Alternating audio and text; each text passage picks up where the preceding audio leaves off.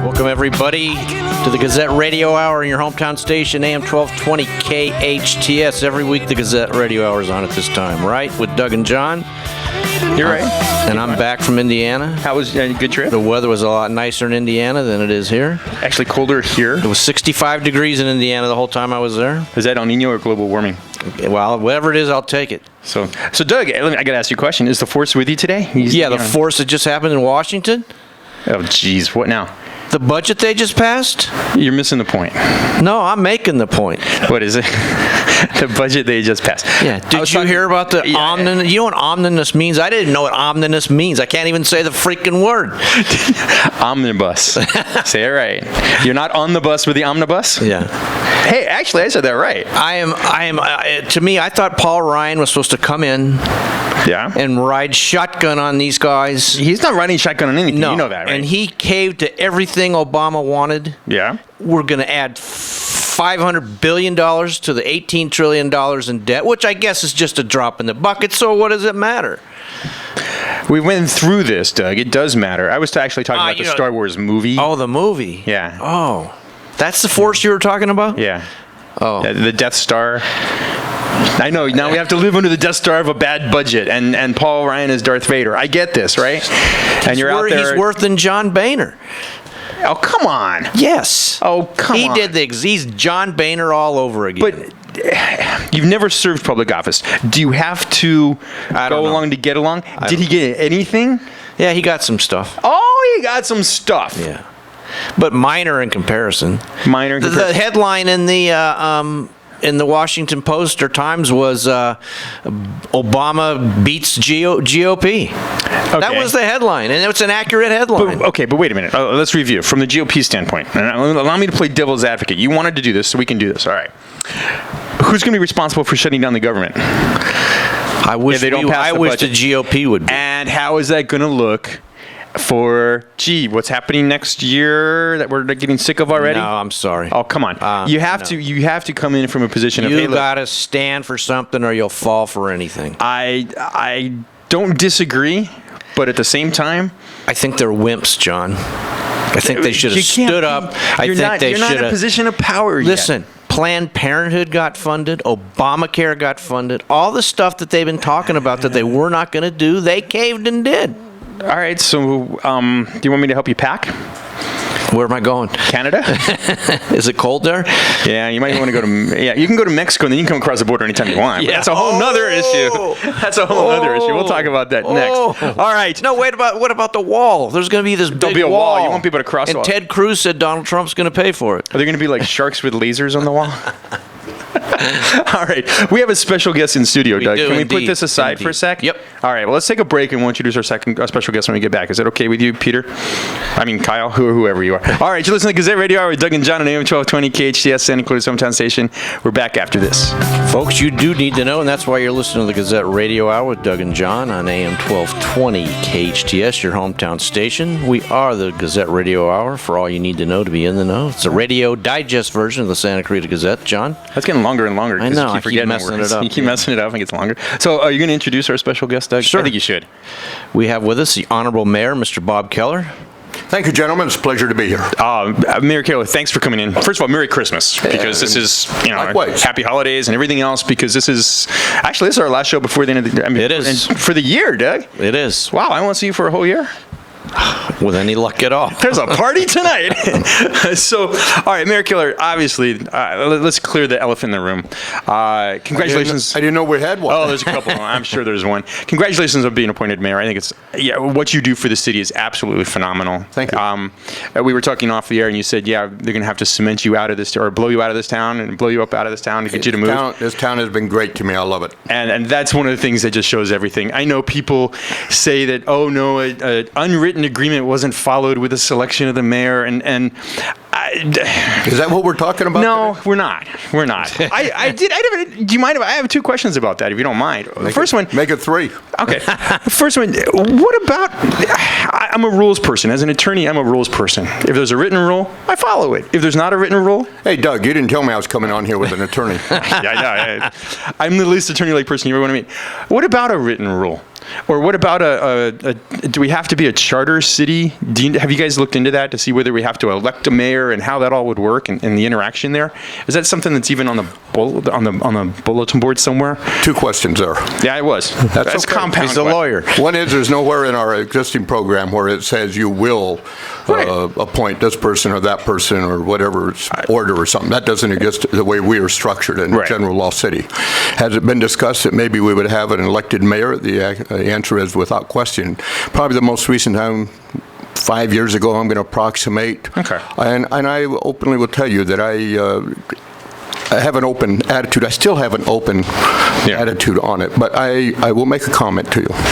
And I talked with some people from other cities. Everybody and their uncle about well, this. Hey, you know what? You start dealing with issues like this. These aren't casual decisions. No, it's not. You don't want to make a mistake. And I know one gentleman that we have on staff at City Hall that worked for a couple of other cities up north. Mm-hmm. He said, Bob, it can work out perfect. It can be beautiful. Yeah. But Lord help you if for some reason you get a bad mayor and they're elected because you have got a train wreck beyond belief if that happens. And that has happened to a lot of towns. He said, at least the way we're structured, if there is a mistake made or if there is a problem, you know it's going away in 1 year or less. That's a good point, too. That's a good point. And I thought the guy had there's some validity with that. And I also talked to other people that echoed similar concerns on having an elected mayor. Councilman Keller, what about... Mayor Keller, I'm sorry. You know what? I'm commonly called Bob. Okay, Bob. What about the lawsuit that took place regarding district voting? Where does that stand now? Well, unless an illegal firm out in the Antelope Valley decides to come forward with this again, it's a dead issue. Okay. I don't. We did everything we could to be in compliance and to satisfy a court, and then as you know, the Secretary of State came back and said, no, there's no such thing as cumulative voting. We will not approve that. So that knocked that aspect out. But we did the other part, and that was we moved our elections from April to November. I guess what I've heard, or the question that I've heard asked, is if you're going to be forced into it anyway, at some point in time, if this lawsuit's going to rear its head again, why not just go ahead and make the adjustment and go over to that type of a voting or a structure? Are you talking about district or are you talking about cumulative voting? No, district. I'm sorry. Okay. Yeah. We could, but can I tell you, our system has worked so well. Just because some firm decides somewhere that they can make X number of dollars by suing everybody, the truth of the matter is, the state legislature, what in the world did you do with this Voter Rights Act? Those darn attorneys. Can I tell you? Exactly. It is. But I am serious about this. The state has got to clear their heads, and some of these bills they come through with, so whose pockets are you lining with this one? Well, I will tell you, every wayward attorney that wants to act in an irresponsible manner has made a fortune, and it's all taxpayers' money. Isn't that beautiful? And as you know, in this most recent election, here we have a Hispanic lady who's been in office for years. Well, they got their districting, and she just lost her seat. Right. Yeah. So that worked well, didn't it? How did that work? Well, I knew it was bad for attorneys when, remember those old Prop 65 things? You had to put a notice in your business if you had like alcohol or tobacco and could cause birth defects and blah, blah, blah. They sued a bunch of hotels because they forgot to include the hotels in the language of the law, and they thought hotels have those things, so we're going to sue. And people made millions. Attorneys made millions and millions and millions. Nobody was ever hurt. It's silly. And no morals, no ethics. Just let me take it to the bank. You're right. Well, on a quick side note, I get back from my little vacation. I wrote about that this week, and we got our payroll provider told us that we were going to take a hit for me personally, $600, because the state borrowed money from the federal government several years ago and hasn't paid it back. So the IRS is mandating that the employers of this state help pay it back. Now, for me, it's going to be $600. For the Chamber of Commerce, it's going to be $800. If the next payroll in 2 weeks are going to take a hit. But you take a company like Mount Asia or Magic Mountain or somebody that has 50 to 100, you're talking about $1,000 hits. Nobody thinks and the state coffers are supposedly overflowing with tax revenue. Why can't they bail us out? That would be My employer's taking it in the where. All right. Well, anyway. Let's turn to more important things. As mayor, you got to have a lot of cool things coming up in Santa Clarita. You got to be excited about everything from some of the things that have already happened. The road work, the Golden Valley cut through saves me so much time. I like that so much. Thank you for that.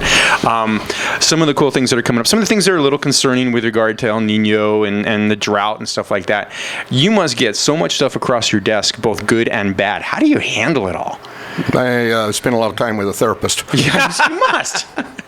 No, in all sincerity, one thing for certain, and I do mean this on a serious note. If you find yourself elected to, I dare say, literally any level of office, you have got to keep as many balls in the air as you can. Yeah. I mean, you really do. And I read constantly city paperwork, of course, and other things that affect our city. It's endless. There are a lot of exciting things, and guys, I'm really a positive guy. Mm-hmm. As we look throughout the history of Santa Clarita, we've had a winner here. Huge winner. We go to various conventions around the state having to do with League of California Cities or this or that or contract cities, and I will tell you, we are envied by so many cities because now we're the third largest city. People, it registers Santa Clarita. That's that city with a AAA rating. That's that city that has been able to build. That's that city where we do not have graffiti absolutely all over the city. Right.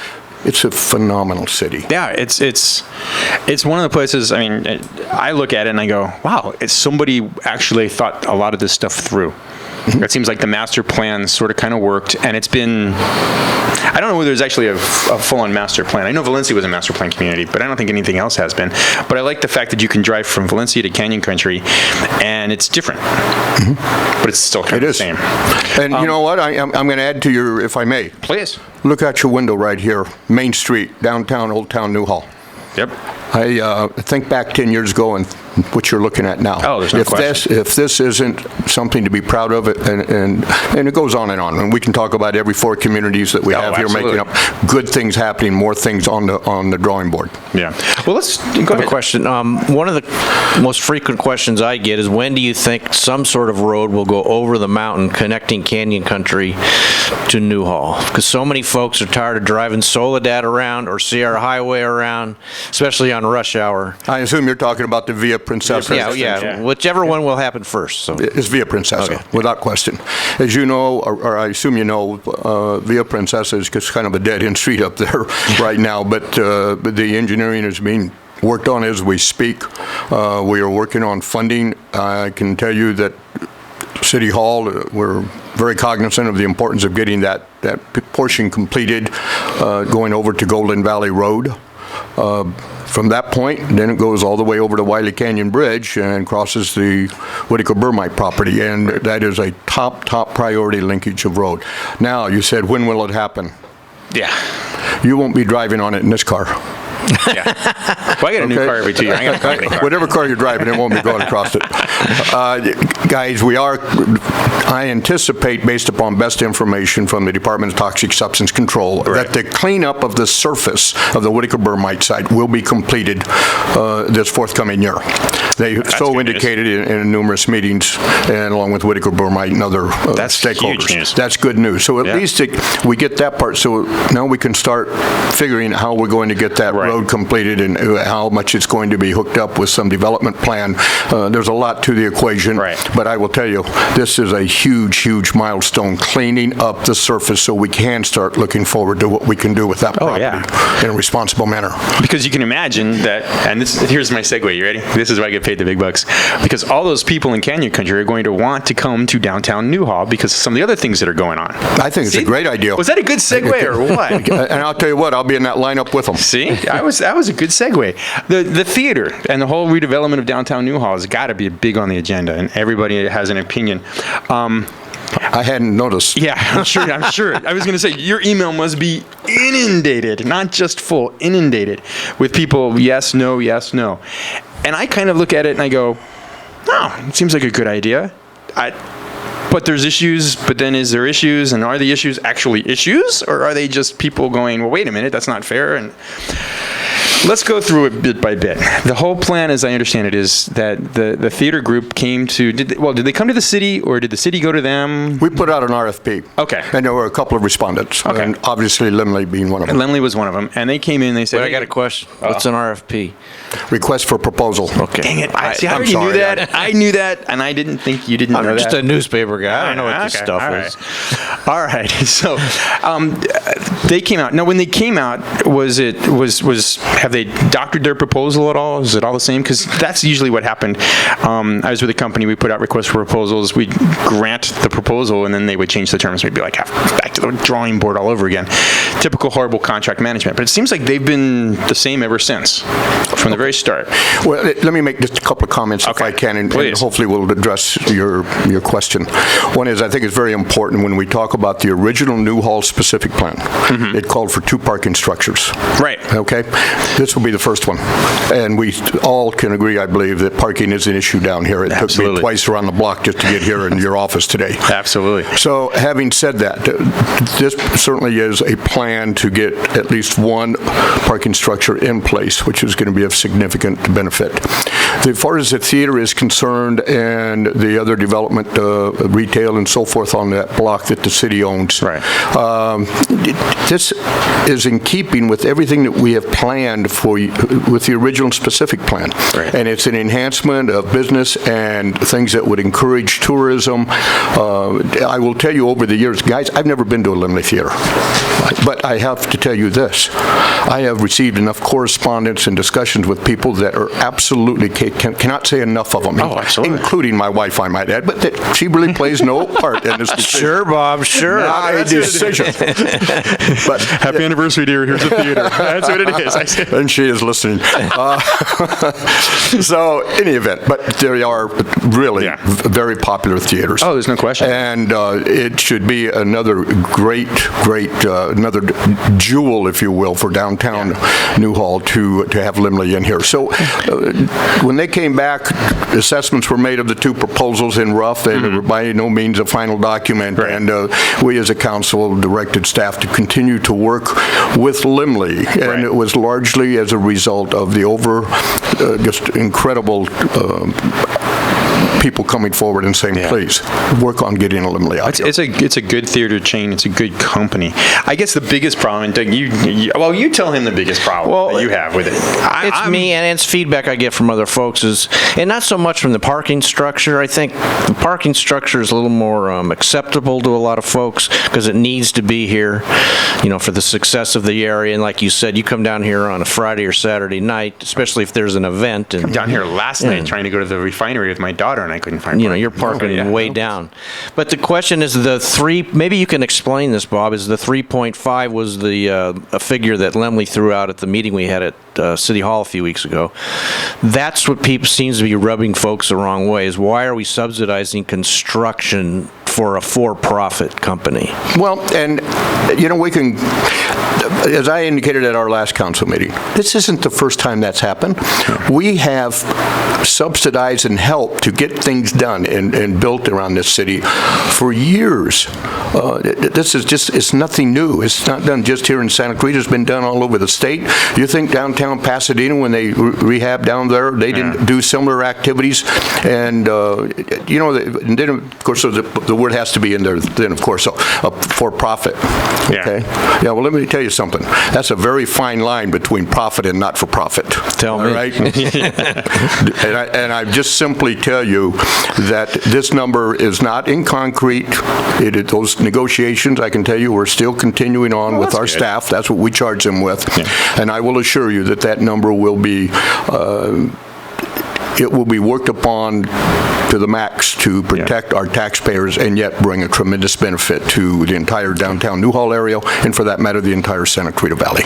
Now, when you're talking benefit, are you talking financial benefit or are you talking culture? Well, I mean, the answer is yes. I'm just wondering which one I want to give the most credence to. If we do not have this area financially viable, it's never going to get off the plane's never going to get off the runway. We have made, great strides have been made. It's doing a lot better now than it did 5 years ago. Having this radio station down here right in the middle of Main Street is great. It's another, I mean, this is what makes programs and redevelopment. You use redevelopment a little bit cautiously these days, as we know the city pulled the plug on that. But having said that, the reality is it's still a redeveloped area, and we're continuing to modify it. And guys, we're almost there. We get this block that we have over here, that parking structure, that theater in there, that additional retail, and a small housing element. I got to tell you, this is going to be phenomenal down here. We're just, we're not done. So, Bob, let me throw in what the naysayers are saying, okay, what I'm hearing. Why don't we take this money and use it to beautify parts of Sierra Highway? Why don't we build a median on White's Canyon going up to Canyon High School? Certain things like that. I guess in general, the question is this the best use of the money? Yeah. That's the question. And, well, actually, my question is even more simpler than that. Is this money that we have to spend? Yes. Okay. I love going shopping when I have the money. I don't like going shopping when I don't have the money. This city has done a phenomenal job and that's why we've got that AAA rating. Yes. Okay, even though we have a lot of capital projects, and Doug, you indicated, well, why not beautify Sierra or White's Canyon? And by the way, these are things that we have been doing. A lot of people don't understand there's a major portion of Sierra Highway over there that belongs to the state of California. Right. And they don't want to help us out, do they? We're not going to beautify it for them. Yeah. All right. We can't even get the trash picked up over there. When you talk about White's Canyon, they were one of the first roadways that we approached for a beautification project and asked that they participate in really a very minimum landscape maintenance district, and they said, no, we won't do it. Who was that? The White's Canyon, both sides of the road. They were approached, well, don't hold me to exactly, probably 6 years ago, and the folks living there said, no, we won't participate in the landscape maintenance district for purposes of that improvement. But can I tell you, even still, we're moving forward. And as you can go over on White's Canyon, take a look at it, and I'll tell you what, come back again in a couple of years and see it again. There you go. See, that's good. That's my concern was, wow, we're spending this money. Do we have it? Now it's like, well, is this the best use for the money? And I think that's going to be the next question. But a lot of the things that you have seen reported that we need to put more money over here, more money over there, can I tell you, they've been in our budget. We have been throwing all kinds of money at them. Yeah. I mean, so it's not it's not an either or. Pick your organization, pick your task, and I can tell you right now, we have been and will continue to.